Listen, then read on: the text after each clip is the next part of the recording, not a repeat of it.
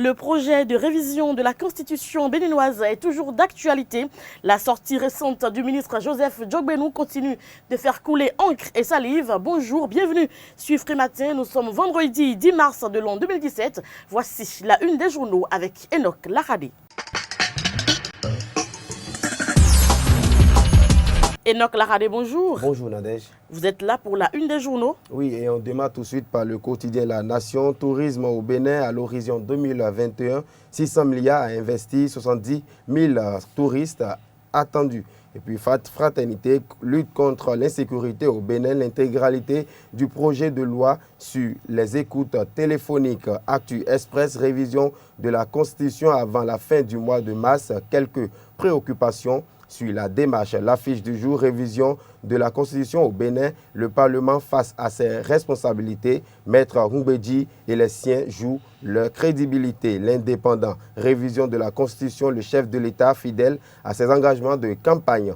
Défi info, modification de la loi fondamentale. L'option de l'Assemblée relève du respect strict de la Constitution par Patrice Talon. Le pays émergent, dénouement de la crise au sein du comité exécutif de la FBF. La Cour d'appel de Cotonou annule les mandats d'arrêt décernés contre certains membres de la FBF et du CON Matin Libre pour faire passer le projet de constitution Yahi et les FCBE comme argument.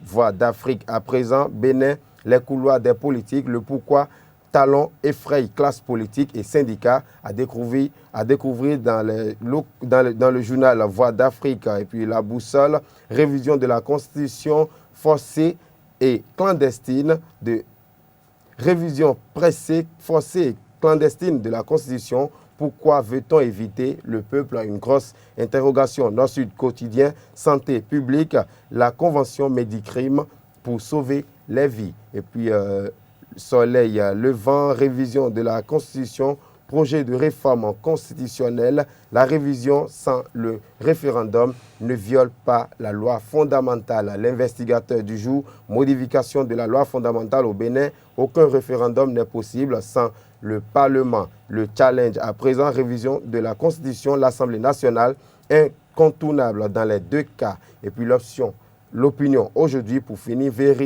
la vérité face à la campagne d'intoxication liée à la Constitution, la forme républicaine de l'État reste inchangée. Merci à vous Enoch Laradé. On rappelle que tous ces quotidiens sont vendus dans les kiosques sur toute l'étendue du territoire national. Dans un instant, ce sera le débat et vous le savez, le président Talon commence à peine à révéler le Bénin aux Béninois. Le gouvernement veut réinventer la cité lacustre de Ganvier. Nous en parlerons dans un instant, mais tout de suite, le journal avec Kader Achirou. Kader Achirou, bonjour. Bonjour Nadège, amis téléspectateurs, bonjour. Nous démarrons cette édition par une brève audience au Palais de la République. Le président Patrice Talon a eu hier une séance de travail avec le directeur général de la Société de gestion des marchés autonomes Sogema, Armand Gansset. Il a été question de débattre des grandes réformes qui seront bientôt opérées à la Sogema par le gouvernement. C'était l'occasion pour le directeur général de la Société de gestion des marchés autonomes d'exposer au chef de l'État les différentes réformes qui sont en projet et les difficultés qu'il rencontre sur le terrain.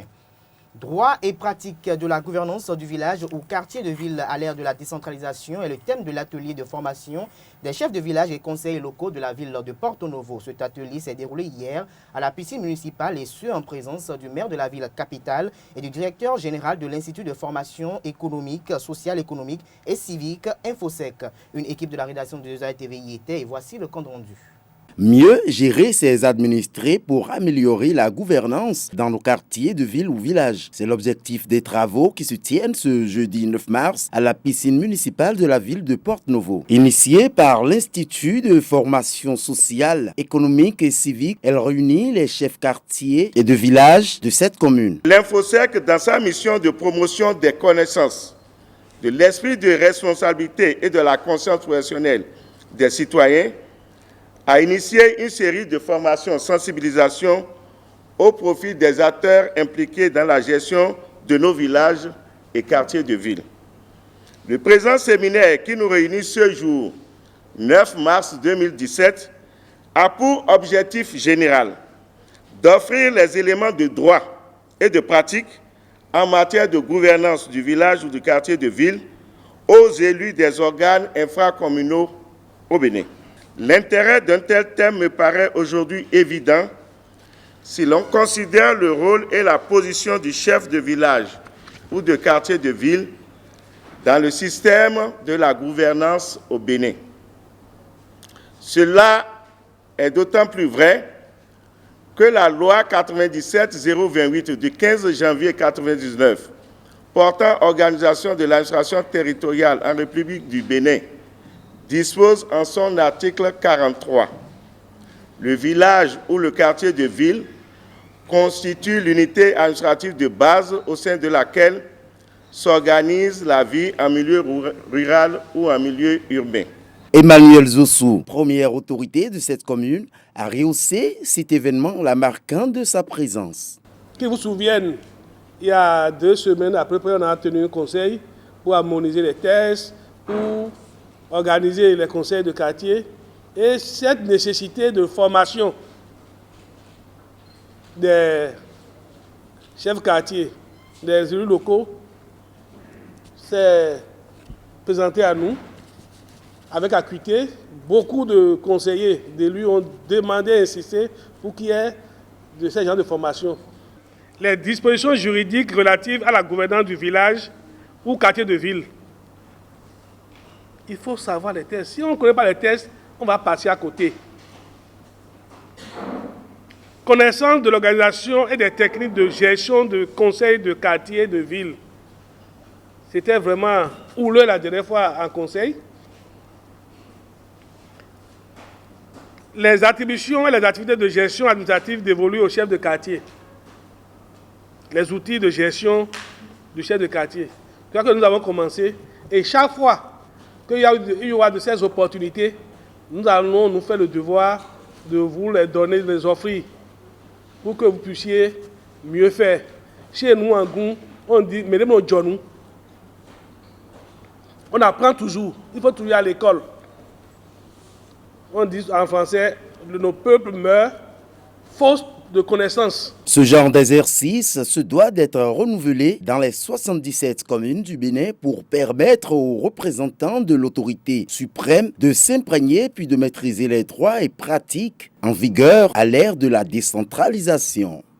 Retour sur le Conseil des ministres dernier, le gouvernement de la République du Bénin veut réinventer la cité lacustre de Ganvié. À cet effet, je vous invite à suivre le ministre d'État, secrétaire général de la présidence de la République, Pascal Irénée Koupaki, pour plus de détails. La cité lacustre de Ganvié est l'un des projets phares retenus dans le programme d'action du gouvernement en vue de faire du tourisme un pilier majeur de l'économie béninoise. Ce projet vise à faire de Ganvié, à travers la réhabilitation de son habitat, de son cadre de vie et de sa protection environnementale, un site pilote de mise en valeur d'un tourisme lacustre, respectueux de l'authenticité et des normes environnementales. Il s'agit donc bien de réinventer Ganvié sur ses bases culturelles et sociales fortes et solide. Il s'agit aussi de d'inscrire la cité Ganvié dans un processus de réhabilitation et de rénovation sur la liste du patrimoine mondial de l'UNESCO, sachant qu'il est seulement, à ce jour, inscrit sur la liste indicative de cette organisation internationale. Le Conseil a pris connaissance de l'étude de faisabilité de ce projet.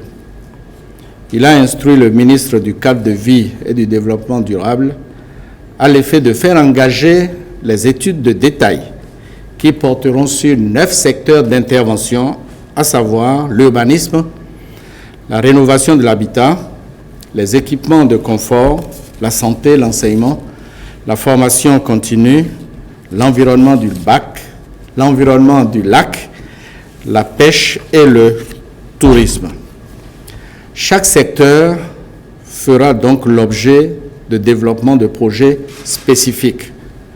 Ce projet va impacter à terme les populations locales, non seulement de Ganvié, mais de toute la commune de Soava. La durabilité du projet appelle donc une adhésion des populations à la base et une adhésion des élus locaux, le gouvernement s'y emploiera. Mesdames et messieurs, ce sera tout pour cette édition. Merci de l'avoir suivi. Merci à vous, Kader Achirou. Le débat, vous restez avec nous, avec Enoch Laradé et vous. Nous reviendrons donc sur le président Talon qui veut réinventer la cité lacustre de Ganvié.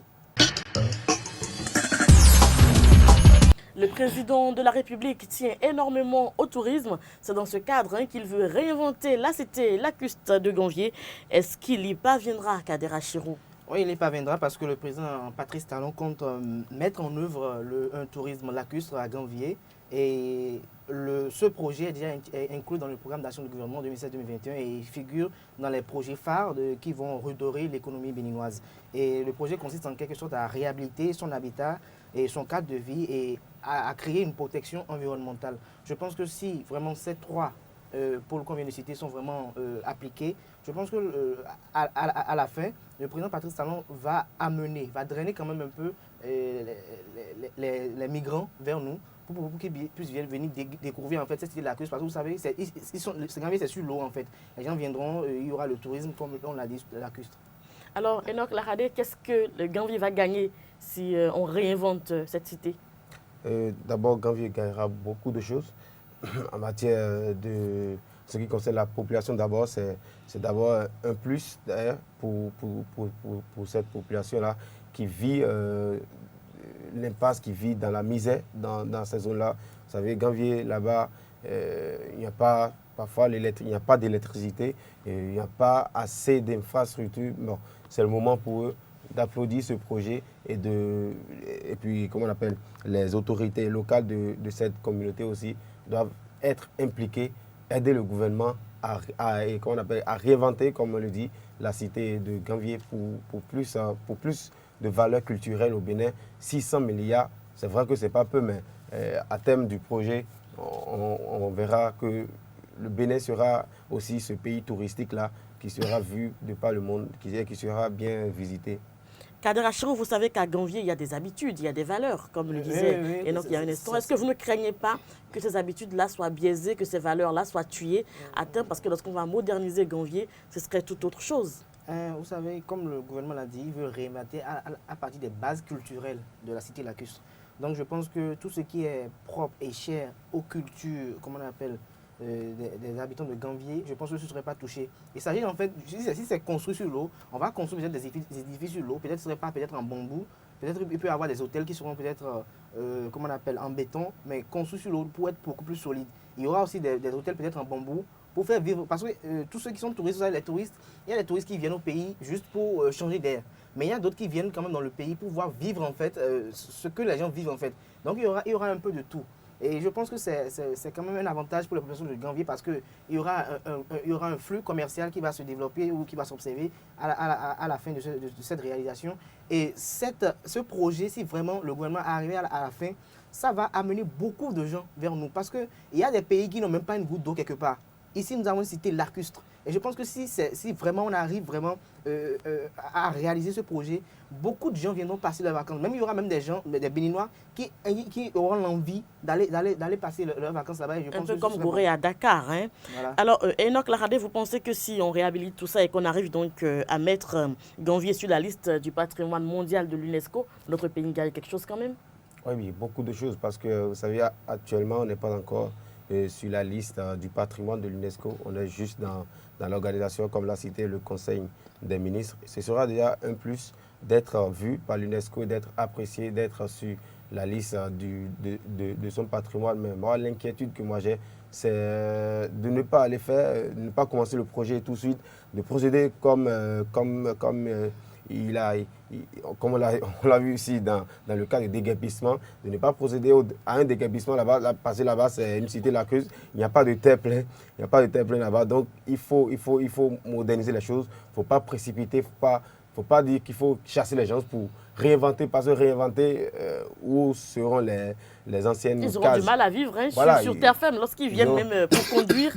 À Cotonou, à Calavi, ils ont du mal parce qu'ils ne sont pas habitués à la terre ferme. Voilà. Il faut une communication autour, il faut vraiment communier avec cette population-là pour ne pas créer de dommages ce ne serait pas comme le déguerpissement, ce serait catastrophique là-bas. Il y aura des noyades si on ne procède pas à une bonne manière. Merci à vous, Enoch Lahade, Kader Achirou. Merci à vous. On retient en définitive que réinventer la cité lacustre de Ganvier, c'est possible, mais il faut y aller mollo mollo. Les buzz du net avec Karine Adenini, la page horoscope avec Billy Laibi pour clôturer Free Matin. Karine Adenini, vous êtes installée pour nous présenter les buzz du net comme tous les vendredis sur Free Matin. Tout à fait. Bonjour. Bonjour Nadège. Bonjour amis internautes. Alors aujourd'hui, nous allons faire un tour au Nigeria comme la dernière fois, puisque les deux vidéos que nous vous proposons ce jour sont celles de deux membres du label Moving Records. Et le titre de la première vidéo, c'est celle de Dija. Adiza Salma Blel, plus connue sous le nom de scène Dija, est une chanteuse, auteure-compositrice, à la fois nigériane de par sa mère et sierra-léonaise de par son père. Elle est née le 14 août 1982. Dija prend son envol en 2008 où son talent a été reconnu par l'Académie de The Best Music Awards au Canada. Actuellement, elle a signé pour le label Moving Records. Sa vidéo est à 102 082 vues sur YouTube depuis sa sortie il y a un mois. La deuxième vidéo que je vous propose est celle de Ricardo Banks intitulée Ladies and Gentlemen. Né au Nigeria, Ayoleji Aniel Salomon, plus connu sous le nom de scène Ricardo Banks, est né le 6 décembre 1993. Il est un chanteur et auteur-compositeur. Très jeune, Banks commence à écrire des chansons avec l'aide de son frère aîné afin de se lancer dans la musique. En 2013, Ricardo Banks devient membre du label Moving Records. Sa vidéo Ladies and Gentlemen, postée le 16 janvier 2017, est à 838 834 vues sur YouTube. Ce sera tout pour Buzz du Net de ce jour. On se retrouve lundi pour un nouveau numéro. C'est ça. Alors Karine, vous êtes de quel signe astrologique? Scorpion. Scorpion. Tout de suite, on aura les prévisions avec Billy Laibi. Scorpion, Balance ou encore Bélier. Billy Laibi, vous êtes installé pour nous présenter l'horoscope du jour. Oui, c'est ça. Bonjour Nadège. Bonjour chers amis internautes. Bélier, la chance est avec vous. Osez prendre des décisions, entreprenez des changements importants. Taureau, ne restez pas enfermés, vous avez besoin d'évasion, prenez les devants. Amis Gémeaux, exercez-vous, à vous temporiser. Vous y gagnerez votre optimisme en rousse. Cancer, ne tirez pas sur la corde aujourd'hui, vous avez besoin davantage de sommeil. Lion, vous serez moins débordé aujourd'hui. Profitez-en pour renforcer votre lien avec vos collaborateurs. Vierge, rendre service aux autres vous donnera des satisfactions. Ne le faites pas en râlant, c'est indigne de vous. Amis Balance, votre entourage sera moins réceptif à votre point de vue. Soyez patient et ne vous fâchez pas. Scorpion, vous serez plus libre de travailler à votre façon aujourd'hui, ce qui vous fera gagner en efficacité de fond. Sagittaire, vous avez besoin de vous aérer, vous ressourcer dans la nature. Capricorne, une bonne nouvelle vient à vous sous la forme d'un objet. Amis Verseau, souriez et mettez le passé derrière vous. Enfin Poisson, la peur d'être déçu peut vous jouer des tours. Ayez plus d'audace et vous irez de l'avant. Merci à vous, Billy Laibi. On sait désormais à quoi s'en tenir. C'est la fin de votre émission Free Matin. Merci à tous et à toutes de nous avoir suivis. Passez un excellent week-end en compagnie des programmes de Zawi TV. Portez-vous bien. À lundi prochain.